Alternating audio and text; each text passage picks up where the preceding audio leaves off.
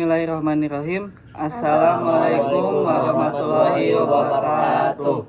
Kami di sini dari kelompok 2 akan mempresentasikan tentang analisis supermarket sales.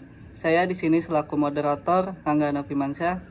Saya Nurman Ramdhani. Saya Muhammad Nuliman. Saya Intan Febriani Aulia. Saya Firman Syakusuma. Saya Fajar Lumintang. Oke, di sini saya akan menjelaskan tentang isi dari pembahasan kita, yaitu yang pertama ada latar belakang dalam pengambilan data, yaitu di mana dataset ini berisi data penjualan harian dari sebuah supermarket dengan berbagai informasi yang terkait transaksi yang terjadi, yaitu yang pertama ada invoice ID atau infaktur unit-unit setiap transaksi yang terjadi di supermarket. Yang kedua yaitu ada branch yaitu cabang supermarket tempat transaksi terjadi. Yang ketiga yaitu ada city atau kota tempat cabang supermarket berada. Yang keempat yaitu ada customer tipe yaitu jenis pelanggan. Sedangkan selanjutnya yaitu ada gender yaitu jenis kelamin antara laki-laki dan perempuan. Yang keenam yaitu ada produk line di mana kategori produk yang dibeli. Yang ketujuh yaitu ada unit price yaitu di mana harga satuan dari produksi yang dibeli.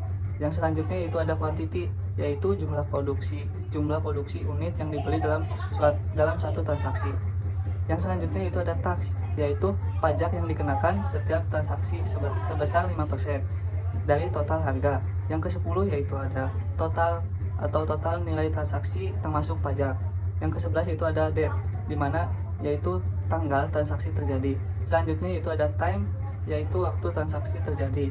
Yang selanjutnya itu ada payment, yaitu di mana metode pembayaran baik itu cash, melalui kredit atau e-wallet. Yang selanjutnya itu ada COGS atau cost of goods sold, di mana biaya produksi dari barang yang terjual. Yang selanjutnya itu ada gross income, yaitu di mana pendapatan kotor dari penjualan.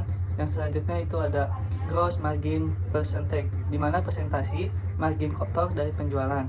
Yang terakhir yaitu ada rating, di mana penilaian atau rating dari pelanggan terhadap produk atau layanan.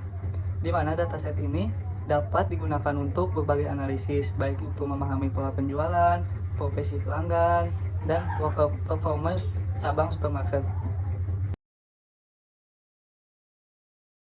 Terima kasih Kang Rangga atas waktunya.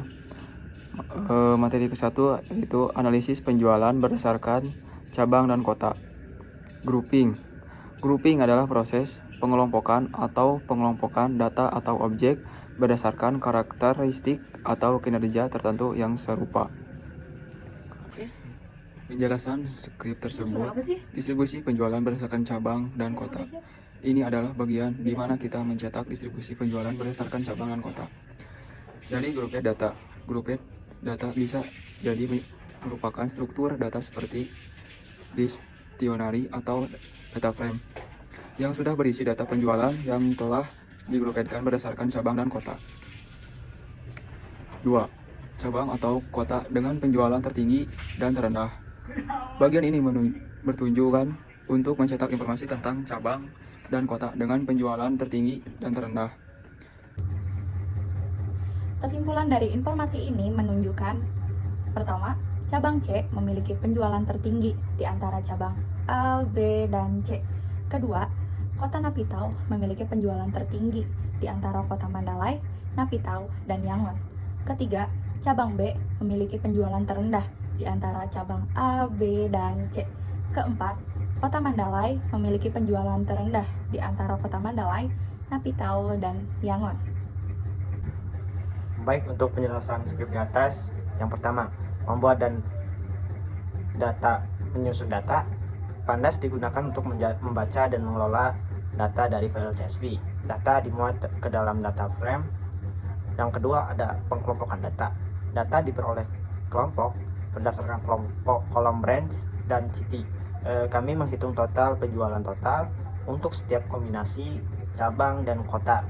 Unstack digunakan untuk meratakan hasil Gubai sehingga lebih mudah dikelola. Untuk yang ketiga, identifikasi penjualan tertinggi dan terendah. High sales branch, apa sih itu? High sales branch, cabang dengan penjualan tertinggi berdasarkan jumlah dari semua kota. Lalu ada lagi high sales city, kota dengan penjualan tertinggi berdasarkan penjualan tertinggi dalam masing-masing kota. Lowest sales branch cabang dengan penjualan terendah, lalu ada lowest sales city, kota dengan penjualan terendah. Nomor 4, membuat diagram pie. Diagram pie untuk penjualan tertinggi dan terendah berdasarkan cabang. Diagram pie pertama menampilkan persentase penjualan tertinggi dan terendah berdasarkan cabang, branch A dan branch B sampai branch C. Lalu ada diagram pie untuk penjualan tertinggi dan terendah berdasarkan kota. Diagram pie kedua menampilkan presentasi penjualan tertinggi dan terendah berdasarkan kota Yangon, Naipitau, Mandalay. Dan kelima ada menampilkan grafik, menampilkan kedua diagram pie yang telah dibuat dalam satu tampilan. Lalu untuk kesimpulan skrip yang telah saya jelaskan di atas, untuk penjelasan skrip secara keseluruhan digunakan untuk membaca data dari file CSV tersebut, melakukan pengkelompokan berdasarkan cabang dan kota, mengidentifikasi penjualan tertinggi dan terendah, serta memvisualisasikan informasi tersebut dalam diagram pie untuk analisis lebih lanjut. Diagram pie memberikan gambaran yang jelas tentang kontribusi penjualan dari masing-masing cabang dan kota dalam datasheet yang telah diberikan. Baik, di sini saya Firmansyah Kusuma akan melanjutkan penjelasan mengenai analisis penjualan berdasarkan cabang dan kota. Diagram pie kiri itu merupakan penjualan tertinggi dan terendah berdasarkan cabang. Kita lihat. Dari diagram ini dapat disimpulkan bahwa branch C memiliki penjualan tertinggi dengan 34,2%, sementara branch A dan B memiliki presentasi penjualan yang sama yaitu 32,9%. Nah, selanjutnya untuk diagram pie yang sebelah kanan yaitu merupakan penjualan tertinggi dan terendah berdasarkan kota, di mana dalam data tersebut kita memiliki 3 kota. Yang pertama ada Yangon, Naipitau, dan Mandalay.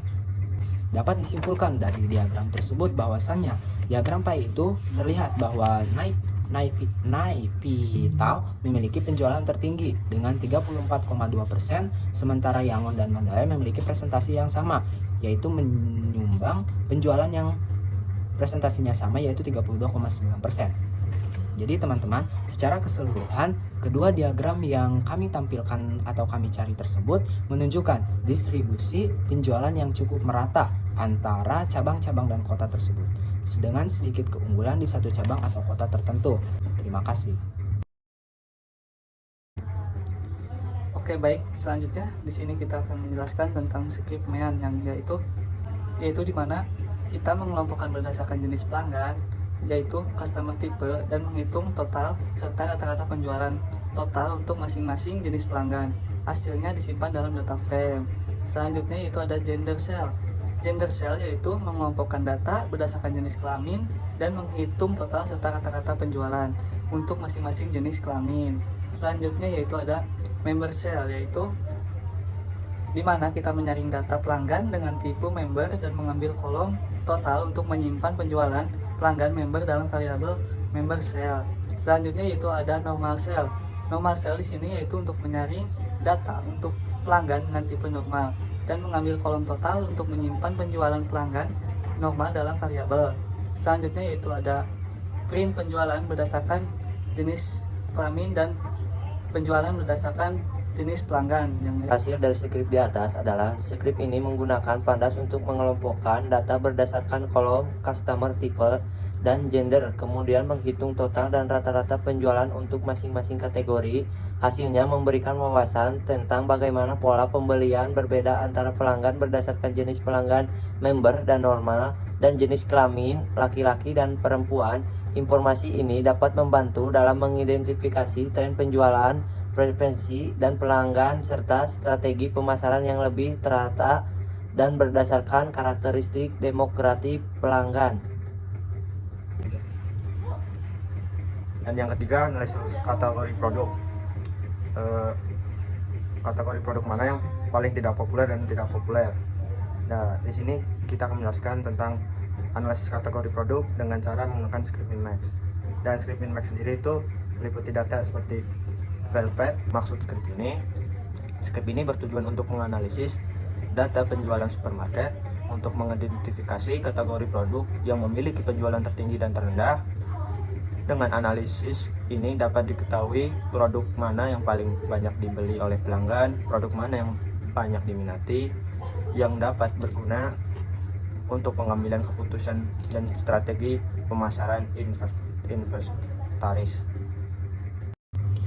Baik, di sini saya akan melanjutkan menjelaskan mengenai kategori produk, di mana kami mencari analisis produk manakah yang paling populer dan tidak populer. Sebelumnya sudah dijelaskan oleh rekan saya bahwa kami menggunakan script min dan max. Nah, dari produk food and beverage menonjol sebagai produk yang paling populer berdasarkan total penjualan, yaitu total penjualannya sampai ke 56.144.8,8.440. Nah, yang selanjutnya kategori produk health and beauty memiliki kinerja penjualan yang paling rendah dengan total angka yaitu 49.193,7.390. Di sini ada hasil dari produk paling populer menggunakan visualisasi atau diagram batang.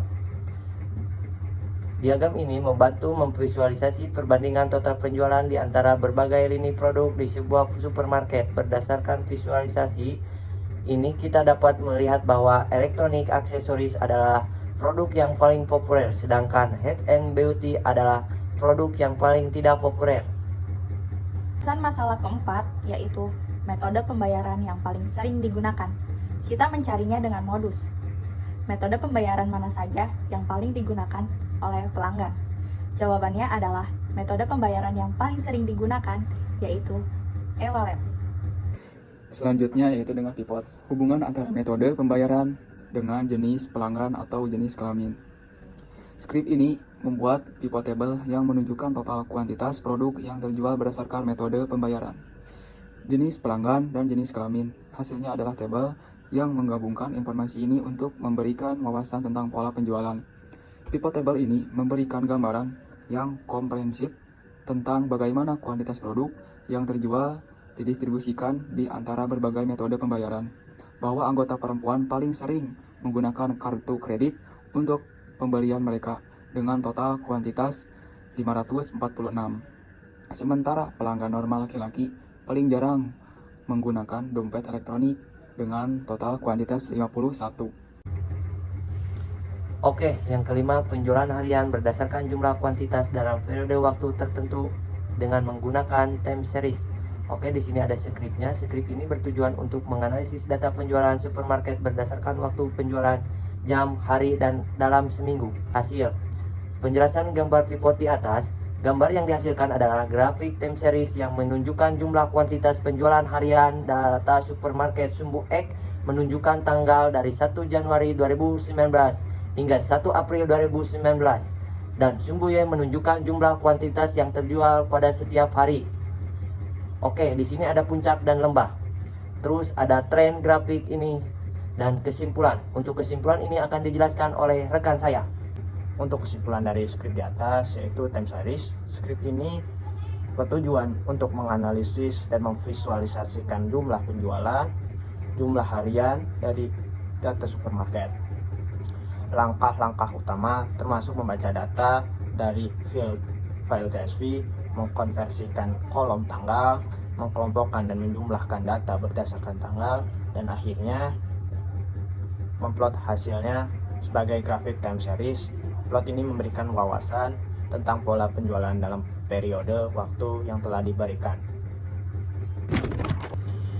Untuk selanjutnya adalah memprediksi kuantitas penjualan harian untuk membantu dalam pengambilan keputusan strategis seperti pengelolaan stok, penentuan harga, dan perencanaan informasi. Di sini saya akan menjelaskan mengenai penjelasan skrip yang kami gunakan. Skrip ini melakukan peramalan deret waktu menggunakan model ARIMA dan memvisualisasikan hasilnya bersama dengan data penjualan yang aktual sesuai parameter model ARIMA, sesuai kebutuhan untuk meningkatkan kecocokan model berdasarkan data yang kami proses. Terima kasih.